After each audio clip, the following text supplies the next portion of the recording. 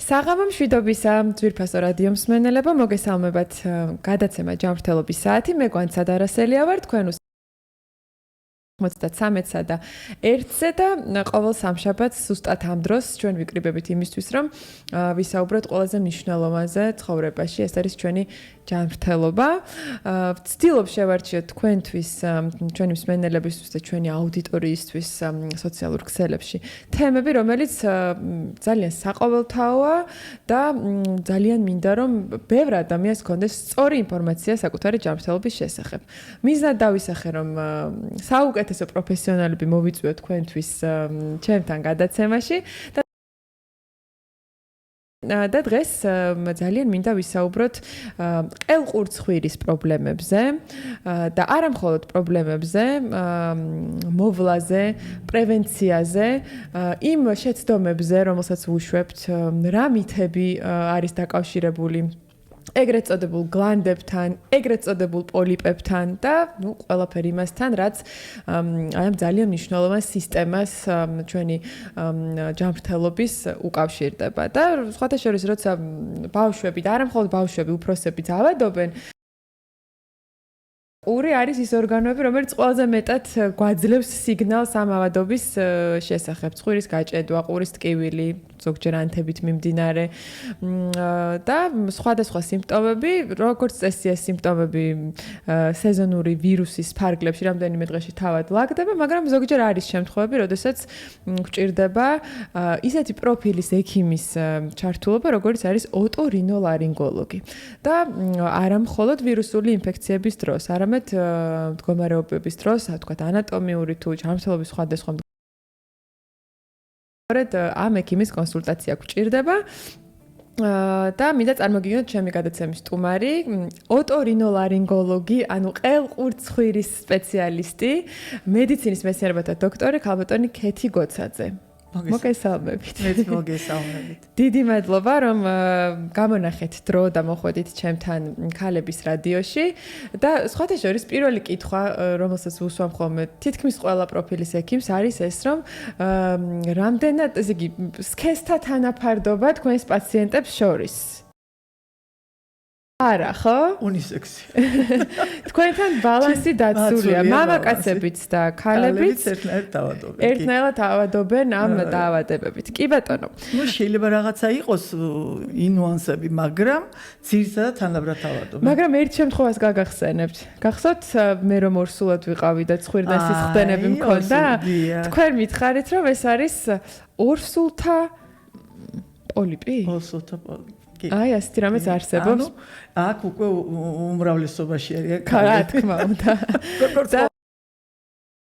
ისმენთ და ორსულად ხარ და ცხვირიდან სისხლდენები გაგიხშირდათ, ნუ შეშინდებით, მიმართეთ თქვენს ექიმს პირველ რიგში და შემდეგ ჩართეთ ყელყურცხვირის სპეციალისტიც, რომელიც დაგეხმარებათ, რომ გადალახოთ ეს პრობლემა. ეს იყო მართლა კოშმარული პრობლემა, რეალურად, რომელიც თქვენ გადამალახინეთ და ასე არის დამამშვიდეთ, რომ ეს სულობის რაღაცა გამოვლინებაა და რა თქმა უნდა გაივლის.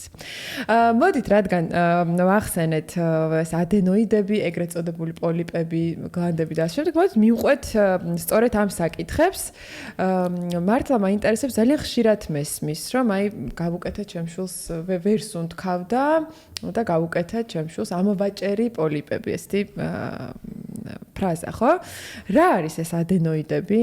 და რა არის მისი წარმოშობა, წარმომავლობა და ვის ემართება? ანუ ვინ არის ის პაციენტები, ვისთანაც ეს პრობლემა ჩნდება?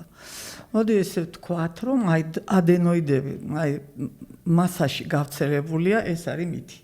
რა, რომ ადენოიდებს ეძახიან პოლიპებს. დიახ. აბსოლუტურად სულ სხვა წარმონაქმნია და მე ყოველთვის ჩემთან შემოსულ პაციენტს ყოველთვის ინდივიდუალურად ვეუბნები, როდესაც ვარ ტელევიზიაში, რადიოში, ყოველთვის ვამბობ და კიდევ ერთხელ გავაჟღერებ. ჩვენი მოსახლეობის კულტურის ამაღლება იმაში გამოიხატება, რომ უნდა ვიცოდეთ სწორად რა ჭირს ჩვენ ბავშვს ან ჩვენ და სახელი არ უნდა შეგვეშალოს. და რა ჭირს მეზობლის ბავშვს, რომელიც გვიყვება თავის ამბავს. რომელსაც კონსულტაციას უწევთ ყოველთვის და მეზობლის დანიშნულებითაც მოდიან ჩვენ. ამიტომ ეს აწამართით ყველა თუ დავიმახსოვრებ ძალიან კარგი იქნება.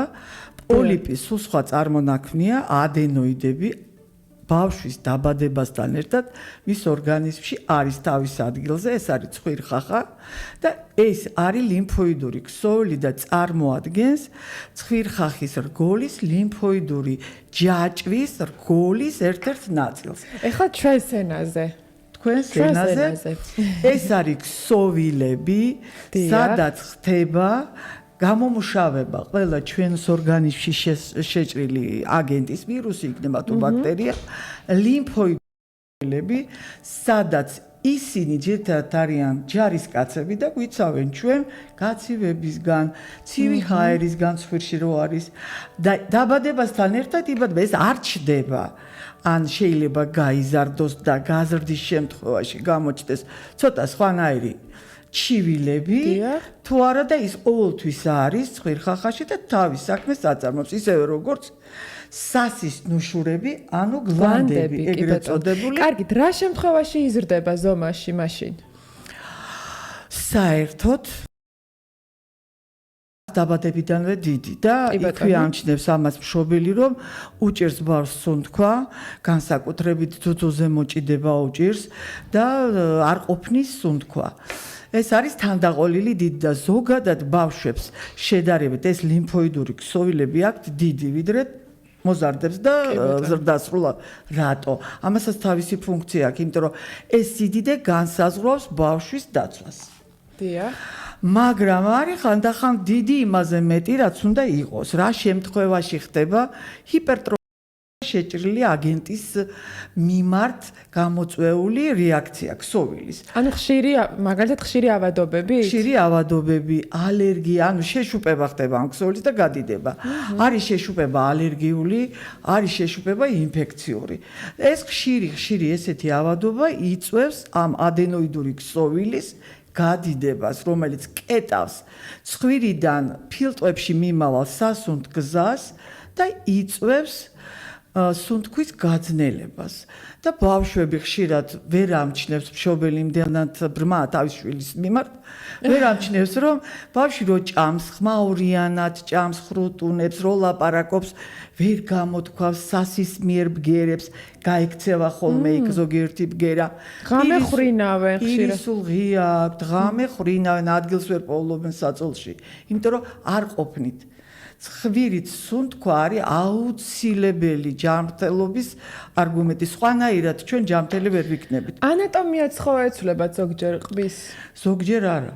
მუდმივად. თუ კი გაგრძელდა სუნთქვა წლების განმავლობაში პირღია, ხშირად არის ასეთი პაციენტიც მოვა. არაფერი არ აწუხებს, მხოლოდ აწუხებს ჩაკეტილი აქვს ეს სასუნთქი გზა და მშობელი ამას ვერ ამჩნევს და ბავშვი სისტემატურად არ ცივდება, მაგრამ პირღია სუნთქავს, ცხვირი სასუნთქად არ აქვს გამოყენებული. ამ შემთხვევაში წლების განმავლობაში მიმდინარეობს ძვლოვანი დეფორმაციების ჩამოყალიბება და ტიპიური ადენოიდური სახე ვითარდება. აი, ავუღწეროთ ჩვენს რადიო მსმენელს.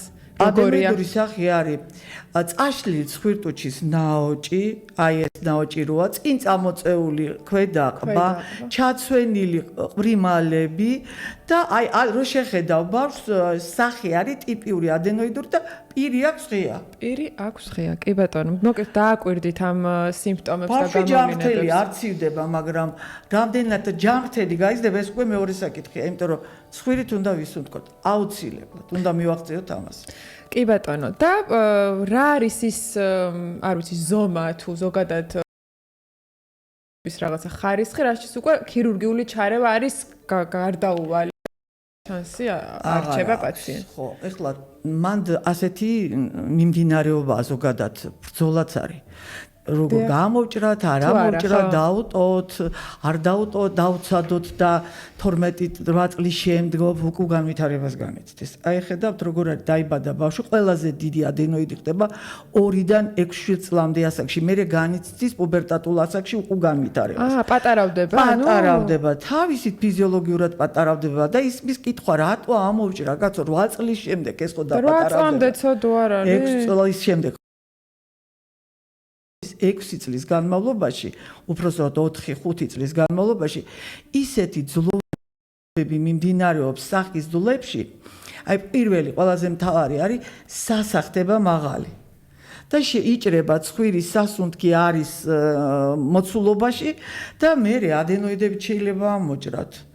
გაიზარდოს და სხვა პრობლემები თანკვილის პრობლემები მოდის და გიდეს უსწორებენ ადენოიდებს უჭრიან, მაგრამ სუნთქვა არ მოდის და მე მხოლოდ ბრეკეტების დადებით ხანდახან შედეგი რომ ბავშვი სუნთქავს კარგად. რატო? იმიტომ რომ ცლოვანი დეფორმაცია წლებთან ერთად იმხელა გახდა, რომ დაჭირდა ბრეკეტები და კიდევ უარესი ოპერაციაც ხდება, სასის გაფართოების ოპერაცია, რომელიც ასევე იძლევა შედეგს ცხვირის სუნთქვაზე, სხვათა შორის. ესე იგი, როგორც თქვენ გვირჩევთ, უფრო პატარა ასაკში უნდა მოხდეს კონსულტაცია აუცილებლად ექიმთან და შეფასდეს არის თუ არა საოპერაციო და მანდვე მოგვარდეს, ხო? საოპერაციო იმ შემთხვევაში, თუ ბავშვს ღამე ხრინავს და აკავებს სუნთქას, ყველა ვარიანტი საოპერაციო. ეს არის არ განიხილება ეგ თემა. კი ბატონო, გადავიდეთ ტონზილებზე და ქრონიკულ ტონზილიტზე, რომელიც ასევე თქვენგან ვიცი, რომ სამედიცინო სფეროშიც და მშობლურ სფეროშიც ყოველთვის არის განხილვის საგანი, რომ გლანდები უნდა ამოვაჭრა ბავშვს, ხშირად ტკივა ყელი, აქვს ჩირქოვანი ანგინა, ხშირად და ასე შემდეგ. რადგან ვისაუბრეთ ამ ადენოიდებზე, ტონზილების ფუნქციასაც მოდი ცოტა შევეხოთ. ამბობენ, რომ საერთოდ რაში გვჭირდებაო? არა, თლათვასე არ არის საქმე. იქ არის ჩვენი იმუნური სისტემის ფუნქცია, რომელიც აუცილებელია და იმიტომ მოგზა ორგანო ღმერთმა. გლანდებზე, ეგრეთ წოდებულ გლანდებზე ვსაუბრობთ მსმენელებო. მე გლანდებს არა, როგორც ადენოიდებს ვიტყვი და პოლიპებს არა. ეს თითქმის ერთი და იგივე ორგანოა, უბრალოდ სხვადასხვა ადგილზეა განლაგებული ერთი და იგივე ფუნქციით.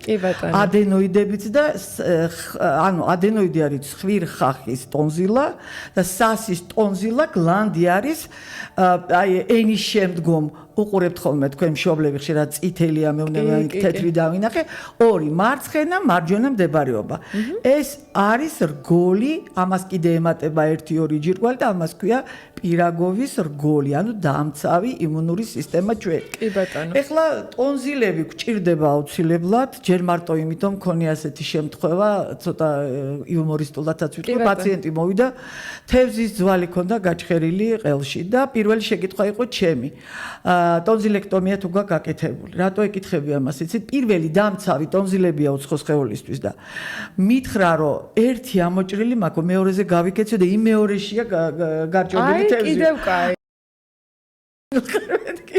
დაიცვა იმ დატოვებულმა ტონზილამ. ამის თქმა უნდა, იმას თავისი ფუნქცია აქვს, მარტო ასეთი კი არა. სხვა მრავალი. მით აი მომღერლები გვანცაში კარგად ღერი ხარ.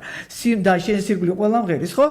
აუცილებელია ის ორგანო იქ იყოს, იმიტომ რომ ის ვიბრირებს და საოპეროზე თუ გვა განაცხადი, გჭირდება. კი, სხვათა შორის საოპერო მომღერლებისგან მსმენია, რომ ძალიან უვლიან ყელს ზუსტად მაგის გამო, რომ არ დასჭირდეთ შემდეგ. ამიტომ ეხლა მე ისეთი რაღაცეები თქვი, რასაც ვთქვათ, არავინ არ იტყვის, მაგრამ არავინ არ გააკეთებს აქცენტს იმის თქმა უნდა.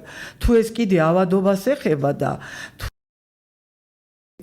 ჩვენ ჰიპერდიაგნოსტიკასთანაც გვაქვს ხშირად შემთხვევა, ანუ გადამეტებული თქმა იმისი, რომ ყელში იყო ჩირქი და ქონდა ჩირქოვანი ანგინა. ამას დედა ჩახედვით ვერანაირად ვერ განსაზღვრავს. ამას ვერც პედიატრი, ვერც ოტოლარინგოლოგი ჩახედვით ვერ განსაზღვრავს. არ ვიცი თქმა მინდა. თუ თქვენს ირგვლივ ოჯახში ყველას აქვს ვირუსი, ცხვირიც არის მასთან ერთად გაჭედილი, მაშინ იმ თქვენ ბავშვს რო უყურებთ ხელში სიწითლეს და თეთრ წერტილებს ჩირქს რო ეძახით, ეს არის ვირუსული. ამაში რო დავწმუნდეთ, არ არის სტრეპტოკოკული ინფექცია. ამაში რო დავწმუნდეთ, შევეცადოთ, როდესაც ეჭვი გვაქვს, რომ ჩვენ შვილს აქვს ჩირქოვანი ანგინა მოცემულ მომენტში, ყველაზე სწორი არის სისხლის საერთო ცერეაქტიული. აი თუ გამოჩნდა, რომ ჩვენს პაციენტს აქვს მიკრობული გადახრა, ბაქტერიული გადახრა სისხლში, ლეიკოციტი, რაღაც ეს უკვე ექიმის თემა, მაშინ მივმართავთ ანტიბიოტიკოთერაპიას და მაშინ ვაყენებთ საკითხს, ამოსაჭრელია თუ არა ეს 3-4-ჯერ გვაძლევს ჩირქოვან ანგინას 1 წელიწადში, 2 წელიწადში 3ჯერ, 4 წელიწადში 5ჯერ, ანუ საერთო ჯამში და 5 წლის განმავლობაში თითო ჯერ თუა ჩირქოვანი ანგინა და ამას ახლავს კიდე ზოგადი ინტოქსიკაციის ნიშნები. იქ გულზე მოვლენები, იქ სახსრებზე მოვლენები, იქ ყურის პრობლემა, სუნთქვის პრობლემა. აი მაშინ დგება საოპერაციო საკითხი, მაგრამ დღესდღეობით ჩემთან მოსული პაციენტების და საერთოდ დადებულია სტატისტიკურად წითელი დები არ ნიშნავს რომ თქვენ შულს აქვს ჩირკი. ეს არის გასარკვევი და 80%-ში ვირუსულია ეს. რა თქმა უნდა. მოდით სულ პატარა პაუზა ჩვენს ეთერში, რომლის შემდეგაც დავბრუნდებით. ძალიან მინდა ასევე კითხოთ აი ამ ტონზილებზე და ჩირქოვან ანგინაზე და რაღაც რევმატიულ გართულებებზე, რომელსაც როგორც ამბობენ, იწვევს და კიდევ რაღაც აი მექანიკურ და სახლურ და ხალხურ მეთოდებზე ყელის ტკივილის მკურნალობის რამდენიმე წამში დავბრუნდებით და გავაგრძელებთ.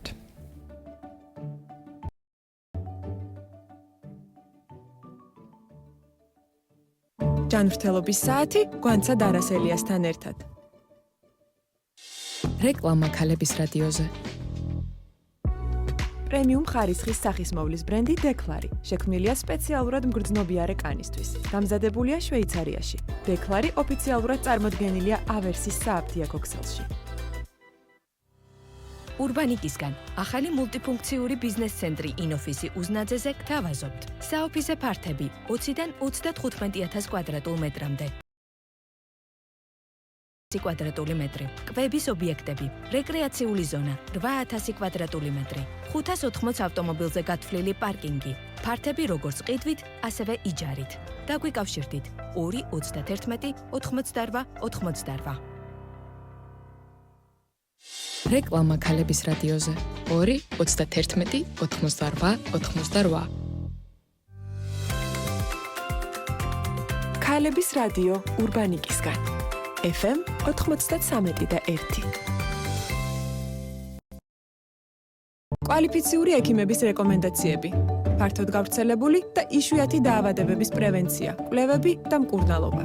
ჯანმრთელობის საათი გვანცა დარასელიასთან ერთად. დავბრუნდით კვლავ პირდაპირ ეთერში. თქვენ უსმენთ ქალების რადიოს FM 93-სა და 1-ზე. ჩემი სტუმარი გახლავთ ქალბატონი ქეთი გოცაძე, ოტორინოლარინგოლოგი. ვილაპარაკეთ ბევრი ადენოიდებზე, ასევე ვისაუბრეთ ტონზილექტომიაზე, ანუ რა შემთხვევაში შეიძლება დადგეს საკითხი ეგრეთ წოდებული გლანდების ოპერაციული მოშორების და ძალიან მინდა უშუალოდ ყელის ტკივილზე, ჩივილებზე და ჩვენს მოქმედებებზე გადავიდე და თქვენთან გადავამოწმო რამდენიმე ესეთი მეთოდი.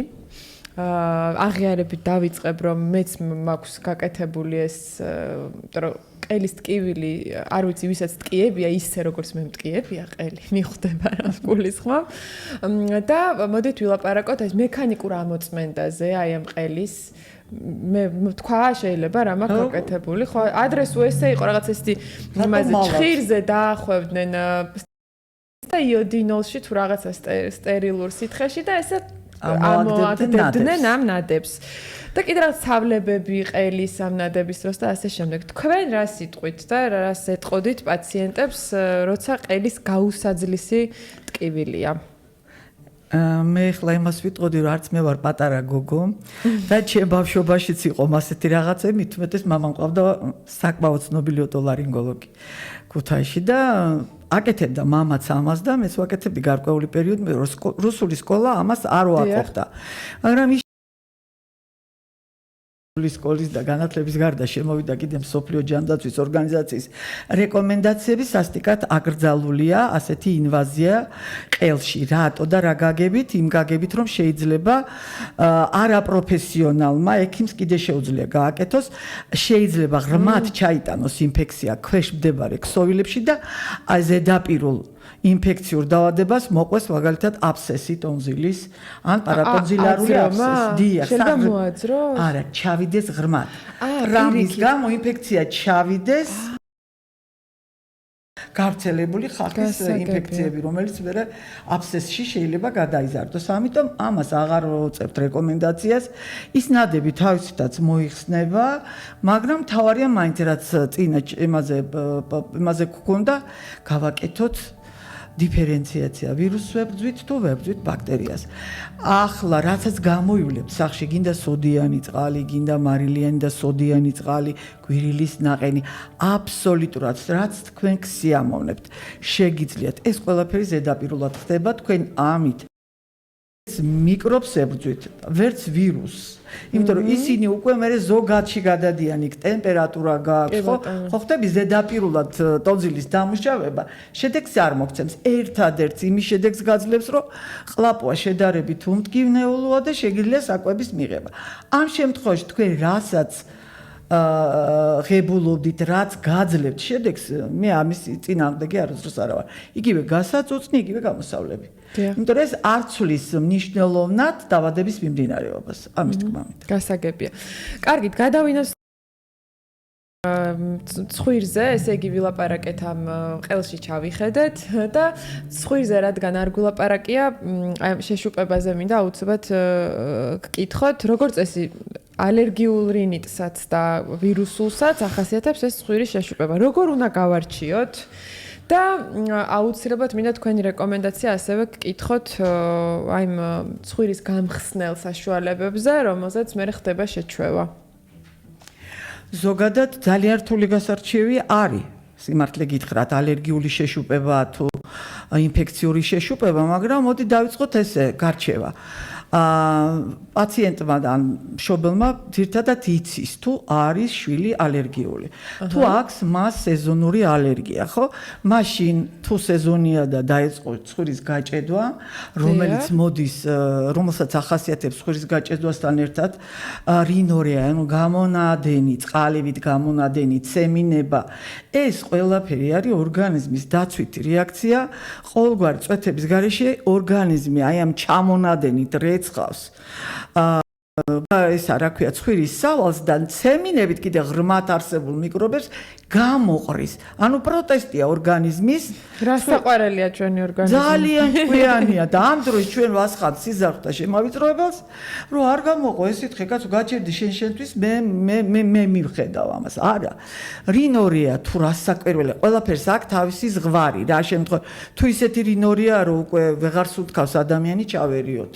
თუ ისეთი გაჭედილობაა რომ ვერ სუნთქავს და მიდის იქამდე რომ მოხჭობის შეგრძნება აქვს ჩავერიოთ თუ არა და ყოველთვის მithქვამს და კიდე განმეორდები ცევინება არასდროს არ უნდა შევიკავთ.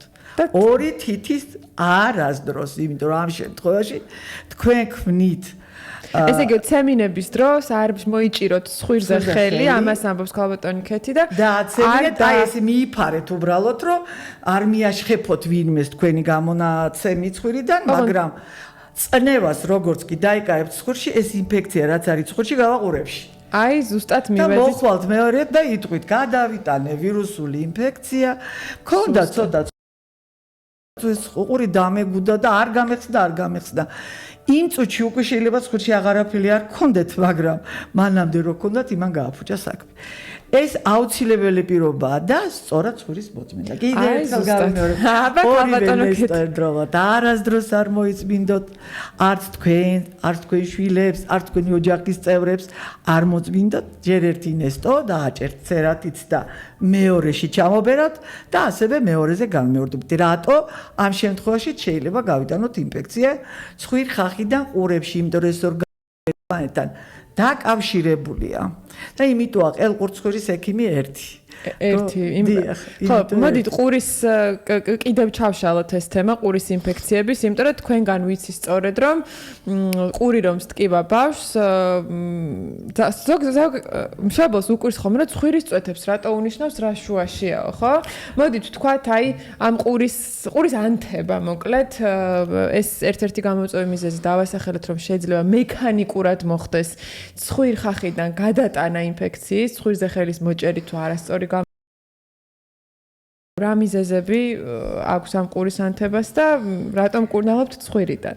რატომ კურნალობთ? ძირითადად შუა ყურის ანთება ვითარდება ცხვირხახაში არსებული პათოლოგიებით, მწვავე სურდოს მერე და ასევე ვითარდება, როდესაც არასწორად ვიწმენდავთ, ან ხო ვთქვით, რომ არასწორად ვიკავებთ სემინებას და ასეთივე შემთხვევა არის, როდესაც ჩვენს ირგვლივ წნევა სწრაფად იცვლება. მაგალითად, ამაღლეზე ეხლა მე სულვეუნები პაციენტებს რომ თბილისში რო ცხოვრობ, ისეთი მონაცემია წყნეთი, კიკეთი, მთაწმინდა, ეს უკვე არის ზოგი ცხოვრობს კიკეთში და იქედან მუშაობს და დადის ყოველდღე, ხო, ზოგი მთაწმინდაზე. ძალიან ბევრი პაციენტები ყავს, ვინც მუშაობს მთაწმინდაზე და ყოველთვის აქვს ყურის პრობლემა. რატო? გარეთ წნევა სწრაფად იცვლება, შიგნიდან ვერ ასწრებს სწრაფ ცვლილებას ცხვირიდან, ყლაპვის დროს, ღეჭვის დროს, თქნარების დროს შედის საერთ ბალანსდება და წნევა დაფისაბკი შიგნიდან გარეთ უნდა იყოს ყური არ იყოს დაგუდული. და ყური რო უგუბდება და ესე რომ ბერავენ მოჭერილ ცხვირში. ეხლა ყური რო უგუბდება და ორივე ცხვირიდან ბერავენ, მაგაში ცუდი არაფერია, მაგრამ შეიძლება ზედმეტი გააკეთოთ. ამიტომ ეს უნდა ექიმა გააკეთოს, ან მოგცეთ რეკომენდაცია ექიმა, როდის უნდა გააკეთოთ. ამ შემთხვევაში ყველას ვეტყვი ერთ ძალიან უწყინარ რჩევას, რომ ჩვენ ჯიბეში აუცილებლად ან მანქანაში უნდა გქონდეს აღეჭი, რეზინი, როდესაც შევდგებით აღმართს, ან აუფრინდებით, ან დაუფრინდებით და მოდივართ დაღმართზე, ღეჭე ჯუვაჩკა. არ ვაკეთებ პროპაგანდას ჯუვაჩკის, მაგრამ საღეჭი რეზინი მაპატეთ. საღეჭი რეზინი, მაგრამ ამ შემთხვევაში გააქტიურებული იწვევს ჩვენთვის სასიკეთო ქმედებას, ხსნის ყურს. ამიტომ პატარებს ჩემთან მოსვლა უხარიათ, იმიტომ რომ ჯუვაჩკებს უნიშნავენ. ხო, ეს როგორც ის უხარიათ ხოლმე ნაყინის ჭამას რომ ნიშნავენ კლანდების ოპერაციის შემდგომ. მოდით ვთქვათ რევმატიზმზე მინდოდა ხო და დამავიწყდა წეღან რო დაუბრუნდით ეთერში. ეგრეთ წოდებული გლანდები, უпростоრეთ ტონზილები, ხშირი ესეთი ჩირქოვანი ანთებაყელის და ამბობენ რომ წამლავს ორგანიზმს. მე სახალხო ტერმინებით სპეციალურად გელაპარაკებით, რომ ხო ჩვენ მასვენებმა და მაყურებელმაც კარგად გაიგოს. რამდენად მართალია ეს, რომ შეიძლება რევმატიზმით გართულდეს თუ თქვათ არ მოხდა მათი ამოკვეთა? რა ხდება, იცით, ჩვენ თქვით, რომ ბაქტერიული ინფექცია არის ყელში, რომლისიც ჩვენ გვეშინია და ეს არის ყელის ავადობის მხოლოდ 25%-ში, ხო, რომელსაც ჩვენ წავაწყდებით, მაგრამ თუ ის არის სტრეპტოკოკია გამომწვევი და ყველაზე საშიში არის აჯგუფის ბეტა-ჰემოლიზური სტრეპტოკოკი, ეს არის ეგეთი მიკრობი, რომელიც ასევე რევმატიზმის გამომწვევია. და აი ეს მიკრობი ცხოვრობს ყელში. ჩვენი ორგანიზმი, ჩვენ და სასიკეთოდ ისევ ჭკვიანად იქცევა და გამოყოფს მის საწინააღმდეგოდ ანტისხეულებს. რაც არის სტრეპტოკოკის ცილა.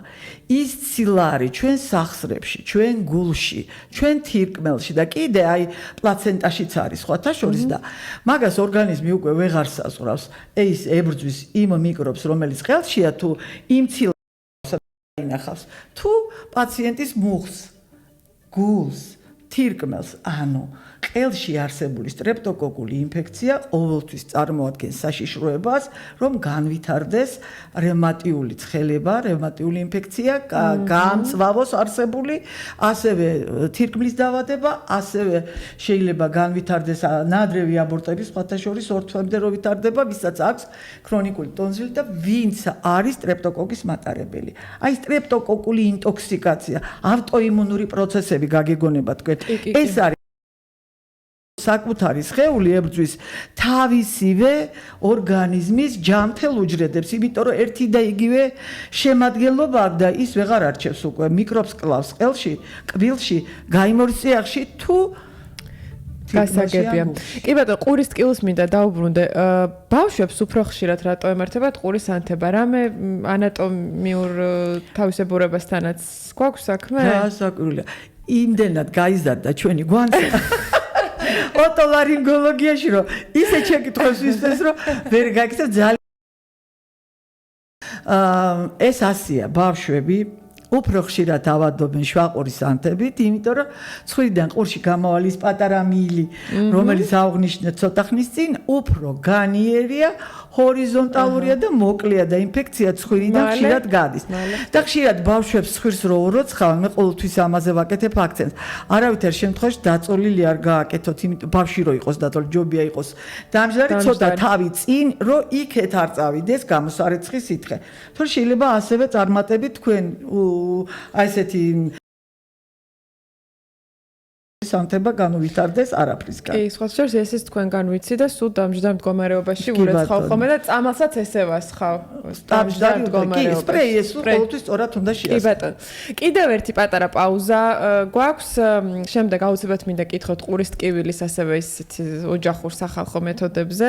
ადრე მას გამთბარ მარილს მადებდნენ ხოლმე და სხვა შორის კი სიამოვნებდა, მაგრამ მაინც მინდა ჩვენს მსმენელსაც მაქსიმალურად სწორი ინფორმაცია მივაწოდოთ და ასევე იმის შესახებ თვითნებური წვეთების მოხმარების შესახებ მინდა ასევე დაგისვათ შეკითხვა. ჩვენს მსმენელს კი მინდა შევახსენო და ასევე Facebook სტრიმის მაყურებელს რომ შეგიძლიათ თქვენი შეკითხვებიც მოგწეროთ ჩვენ სოციალურ ქსელში და შევეცდებით პირდაპირ ეთერში უპასუხოთ რამდენიმე წამში დავბრუნდებით.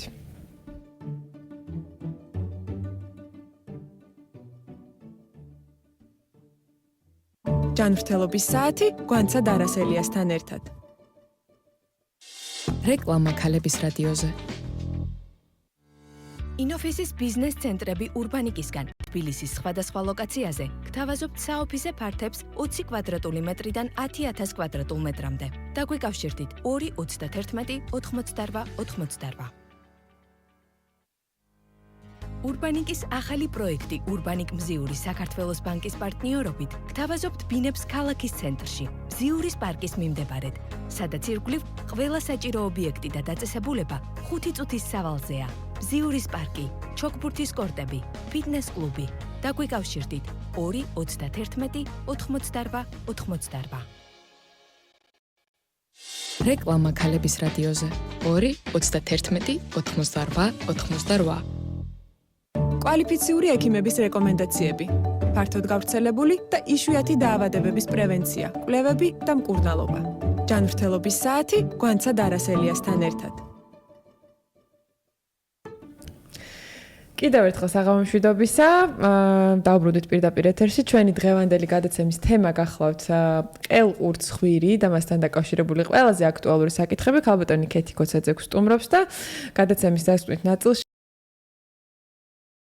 ვეხოთ თვითნებურ მკურნალობას, განსაკუთრებით მშობლების მხრიდან, ხო ვაღიარებ მეც მიყიდია ყურის წვეთი და ჩამიწვეთებია ჩემი შვილისთვის, ნუ ხშირად არა აქვთ საბედნიეროდ ყურის ანთება, მაგრამ ყური მტკივა ბავშვი რომ მეუბნება, რაღაცა გავრცელებული რაღაცა წვეთები რაც არის, ავდგები და ავდგები არა, ერთხელ ავდექი და ჩავასხი, მოკლედ. ჯერ მინდა კითხოთ რაღაც სახალხო მეთოდებზე. მე მახსოვს ერთხელ საშილად მტკიოდა ბავშვობაში ყური და ბებია ჩემო გააცხელა მარილი და შემდეგ ესე ჩაის ტილოში გადაახვია და დამადო იმ ყურსა და სხვა შორის კი დამიამდა. ეს სითბური ეს ეფექტი რა არის? სითბური ეფექტი ისაა რომ რასაც თბილს ჩაიწვეთებ ყურში გაგიჩერებს ყველაფერი ტკივილს. სითბო, ხო, ეს, მაგრამ არის მეორეც არსებობენ გამონაკლისები, რომელსაც სითბო არ სიამოვნებთ. და ბავშვი ვერ გეუბნება და დედა ხომ მიჩვეულია რომ თვითონ ეს სიამოვნებდა. ადებს თბილს თუ ბავშვი ებრძვის სითბოს და არ უნდა რომ დაადოს, მაშინ არ უნდა დადება, იმიტომ რომ თვითონ ბავშვი ნახო როტკივა ძუძუმწოვარ ბავშვს იმ ყურს რომ მხარეზე ძუძუმს წოვს მიადებს ხოლმე და მეორე ყურზე უკვე მეორე მხარეზე არ წოვს იმიტომ რომ იქ სითბო არ არის ამიტომ სითბოს აქ რაღაც აი აყუჩებს ტკივილს მაგრამ ტკივილს აყუჩებს რა შეეხება ყურის წვეთებს და არ დავაკონკრეტით რატომ ყურის დროს ცხვირის წვეთებს ეს არ გვითქვია. იმიტომ ნიშნავთ რომ მიახლოებით კი ახსენით რომ ცხვირხახა და დამნაშავე და ცხვირში მიმდინარე პროცესები ყურის ანთებასთან და ის გზა თუ არ გაიხსნა და გზა თუ არ მიეცა ჰაერს ყურში რომ შევიდეს და გამოვიდეს ან შიგნით ყურის დაფიძღვრში არსებული სითხე გადმოიყვაროს ხუთხახაში მაშინ ჩვენ ყურმალობა არ გვექნება სრულფასოვანი ამიტომ არის რომ პაციენტი რომ მოდის ყურის ანთებით ყოველთვის აქცენტს უკეთებ ეხლა არ გაგიკვირდეთ თქვენ მე ყურის წვეთები შეიძლება არ გამოგიწეროთ გიწერთ ცხვირის წვეთებს კარებში როა არ არის გასული კიდე მომიბრუნდება და მეტოს ექიმო ყურის წვეთები დამირეკავს ცხვირი არა გაჭედინდა ცხვირის წვეთები მაინც უნდა ჩავაწვეთოთ იმიტომ რომ ყველაზე კარგად შუაყურის კუპირებაში ანუ ალაგებაში მუშაობს ცხვირის წვეთები. ეხლა რაც შეეხება ყურის წვეთებს, აქაც ორაზროვანად არის გაყოფილი ოტოლარინგოლოგთა აზრი, რა შემთხვევაში ვაწვეთებთ ყურში წვეთებს და შეიძლება ბოდიში ყურის ძალიან მწვავე ტკივილი ყველა ვარიანტში ნიშნავს რომ ანთება არის? არ ნიშნავს. არა? არ ნიშნავს. აი განსაკუთრებით დიდებში მაგას ქვია სიტყვა ოტალგია, ეს არის სიმპტომი. ყურის ტკივილს სხვათა შორის შეიძლება ინფარქტის ნიშანი იყოს ყურის ძლიერი ტკივილი. ინფარქტი ყურში იყოს ტკივილი, ანუ irradiatsiით ყურში იყოს და ამ დროს იყოს სხვაგან მიზეზი. პაციენტები, რომელსაც ჰქონდა ყურში ძლიერი ტკივილი და ყური აბსოლუტურად თავისუფალი იყო და იყო საფეთქელ ქვედაყბის სახსრის სიმპტომი, რაც დღეს ძალიან ხშირია, არასწორი ღეჭვა.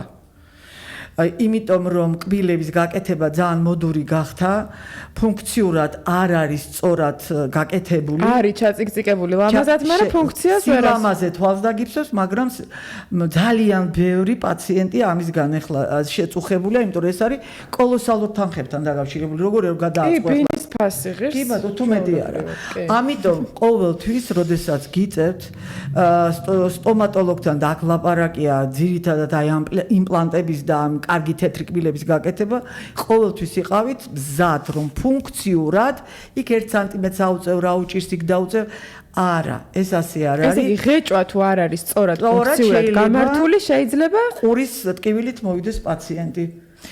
რომელსაც უკვე ნაწვეთები აქვს 1-2 კვირა წამალი. და ჯერა რო ევნებ ყურში არაფერი არა გაქვთ ხო, მაგრამ მე ვეუნებ თავის ტკივილებით ერთი პაციენტი იყო ესეთი რომ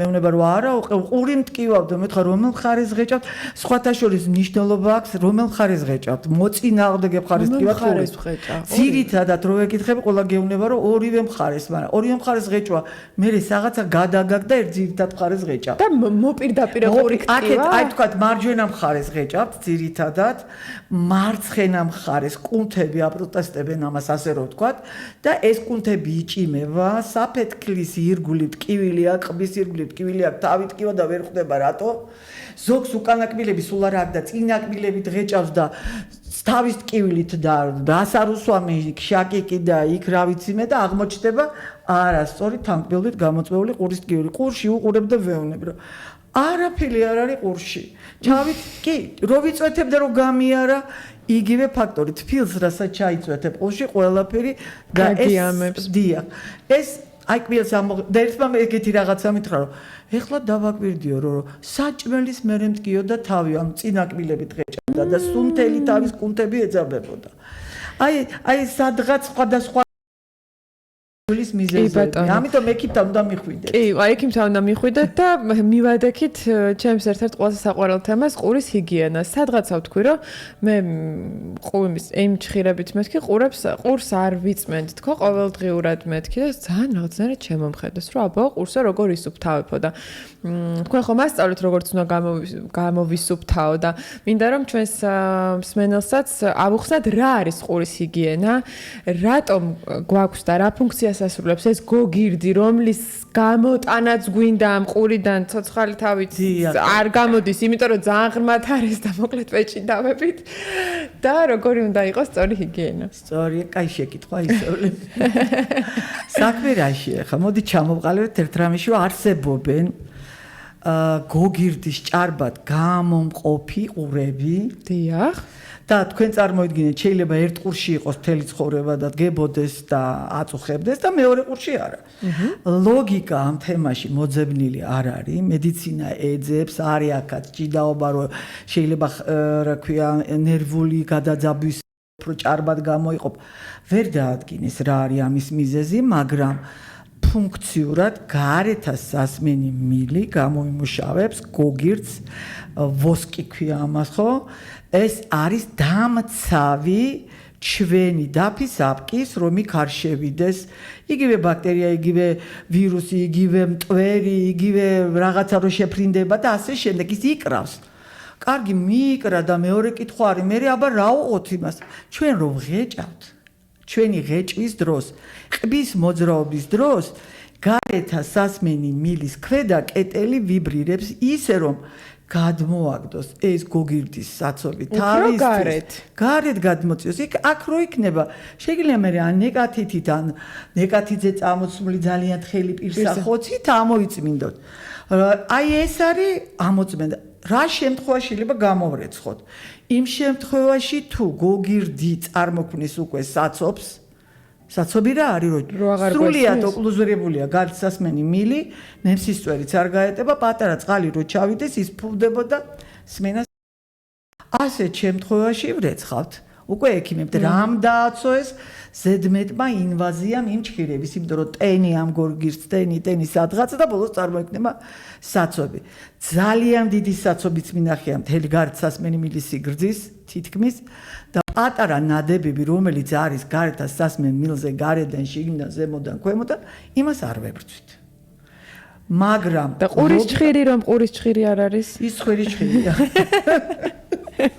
ხვირი ჭხირია. ეხლა მეტყვიან, კაი, გოგირდს არ ამოვიღებ, მაგრამ რო დავიბან, როგორ გამოვიმ იგივე პრინციპით, რაც მე დაგვანც ამ ვიცით, ნეკათიძე ძალიან მოკლედ თქვენ განვიცით რომ ნეკათიტი სადამდეც გეტევა ადამიანს თავისით ნეკათიტი ანატომიურად სადამდეც ეტევა ყურში იქამდე უნდა და შიგნით თუ გაქვთ ეჭვები რომ დაგჭა წყალი შეგიძლია ჩვეულებრივი ფენითაც ოღონდ ისე არ ქნათ რომ დამწრობა გამოიწვიოთ ფენით შეგიძლია ჩორიდან ცოტა რომ გამოიმშრალოთ ყური მინდა კი დაფის აპკი ახსენეთ რამდენჯერმე რამ შეიძლება გამოიწვიოს დაზე აი შეგვიძლია ჩვენ თვითონ ან არასწორი მკურნალობით ან იმ ჭხირით ან რაღაცით იმიტომ რომ დაფის აპკი ხო აღარ აღდგება დაღის გააჩნია რანაირი ტრამვა ხდება ხშირად აღდგება თუ დროზე მივადებთ ნაწილებს ერთმანეთს და მიდებული თუ არა ერთმანეთთან ნაწილებს ის ერთ თვეში უკვე რეგენერაციას გაიცდის.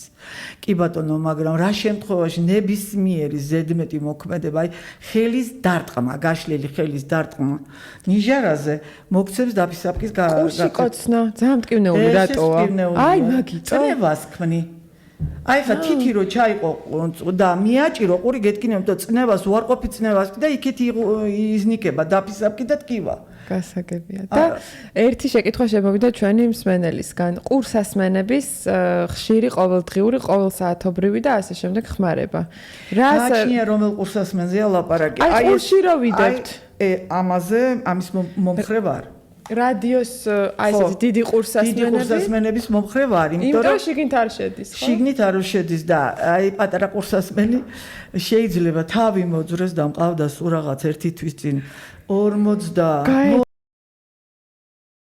მაგრამ ვერ მიხვდა ხლა პატარა ბავშვი შეიძლება მიხვედრილიყო, ვერ მიხვედრილიყო, მაგრამ და მეც ვერ მიხვდი რომ ეს იყო ყურსასმენი და წინა დღეს ყავდა შეიძლება ის მოსძვრა სილიკონის თავი პატარა თავი და შიგნით შეუვა კი და მე ეს პაციენტი ჩემთან მანამდე დადიოდა 1-3 ის ყური მქონდა ნანახი და არაფერი ელემენტი არ იმდენად ღრმად იყო დაფისაბზე დადებული რომ ვერ მიხვდი რა იყო და რო ამოვრეცხეთ ამოვარდა ეს ყურსასმენის პატარა თავი და მითხრა დავკარგეო 1-3 დღის წინო მაგრამ ლოგიში სადღაც. ამიტომ აქაც უნდა ვიყოთ ფრთხილად. მაგის გარდა თქვენ ბაქტერიები ხო აი მაგას ვამბობ, თქვენი არასდროს არ უნდა მიცეთ სხვას, იმიტომ რომ ის ფლორა აუცილებლად გადმოვა, ეს ერთი, მეორე ის რომ ერთი ყურის მეორე ყურშიც არ უნდა გაცვალო, ესეც, იმიტომ რომ არსებობს ცალიყურის ოტომიკოზი და მეორე აფიშვეშერია და შეიძლება გადაიტანოთ და მაგის გარდა რუტინული ტრავმა გარეთ სასმენ მილზე შეიძლება ნაკაწრი გაჩნდეს, მაცერაცია გაჩნდეს და ინფექცია შეიჭრას. ამიტომ აი ამ ის მომხრე ვარ, შიგნი ინვაზია ძალიან ფრთხილად და ძალიან დიდი ხანი არა. ამის გარდა აკუსტიკური ტრავმა შეიძლება განვითარდეს ყურსასმენის დიდხან მოსვენის დროს, ეს უკვე სმენას ურტყამს. მაღალ ხმაზე და DJ-ები, სადაც აქვთ ესეთი პრობლემები, და იმათ მერე მეუბნები რომ პროფესია უნდა შეიცვალონ. სხვა გზა არ არის, იმიტომ რომ მუდმივად ყურსასმენში მიდის მაღალი ვიბრაციები. კარგი, და ბოლოს მინდა კითხოთ, ახლა წეღარო ამბობდით შემთხვევაში რაღაცა ძალიან ისეთი უცნაურობა რა ყოფილა, აი უცხო სხეული რა. კონი. გოიყო ექნებოდა ესე 20-21 წლის და ხურებ რომ გოგირდის საცობია. სხვათა შორის ეგ კითხვა რომ მომზადებული მოვიდოდი სურათი მაქვს ტელეფონში. აი რა იყო. ვეუბნები რომ გამოსარეცხია მეთქი და როგორც წესი რომ შევეხე ესეთი რაღაცა ყო მეთქი ეს უნდა დალბეს ნახე როგორ არის. მოვიდა 2 დღის ლბობის შემდგომ ვასყამწყალს არ გამოდის. უკვე აცოსით მისი ასპირატორის იმის ამოღება არ შეიძლება. და უცებ რაღაცა ამოვარდა ამდენი წყლის შესხვის შემდგომ ამოვარდა აი ესეთი ფეხი. კარაკანის ფეხი. აი ფეხი ვაიმე მეთქი და ჩავხედე და ხედავ რომ ამას მოძვრა ამოვიღე 2 სანტიმეტრი იყო პინცეტი ძლივს ამოვიღე და ყველაზე მთავარი ყურში უცხო სხეული რო შედის პაციენტი აუცილებლად გრძნობს იმას არ არსებობს იმიტომ რომ ის ისე ხმაურობს იქ ჩამეძინაო ერთხელო ბუნებაში ტყეში და ეთყობა მაშინ შეძრო და იმის მერე არ ვისმოთ ამ ყურში ეს ყურში ყავდა რა მკვდარი ხოჭო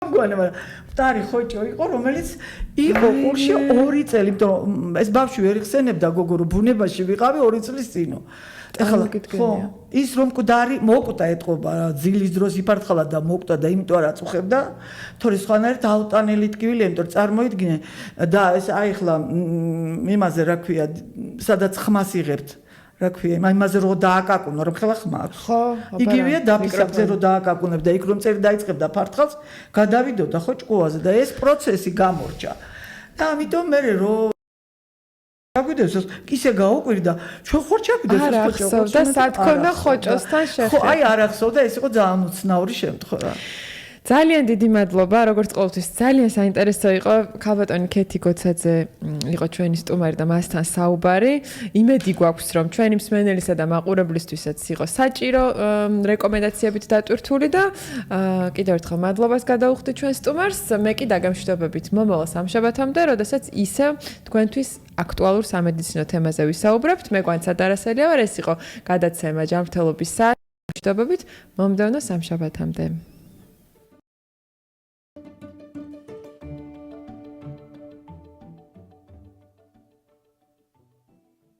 ჯანმრთელობის საათი გვანცა დარასელიასთან ერთად